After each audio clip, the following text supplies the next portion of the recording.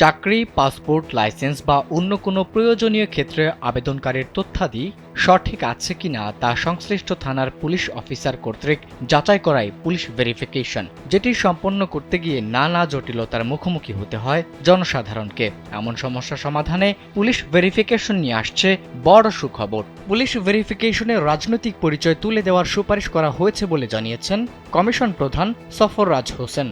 বলেন, পুলিশ ভেরিফিকেশনে রাজনৈতিক পরিচয় তুলে দেওয়ার সুপারিশ করা হয়েছে। এক্ষেত্রে আইডি কার্ড হতে পারে ভেরিফিকেশনের মানদণ্ড। সোমবার বিকেলে সচিবালয়ে স্বরাষ্ট্র মন্ত্রণালয়ে উপদেষ্টার নিজ দপ্তরে পুলিশ সংস্কার কমিশনের প্রথম সভা শেষে সাংবাদিকদের তিনি এসব কথা জানান। তিনি আরও বলেন, পুলিশ ভেরিফিকেশনের এই পদ্ধতি 1928 সাল থেকে প্রায় 96 বছর ধরে চলছে।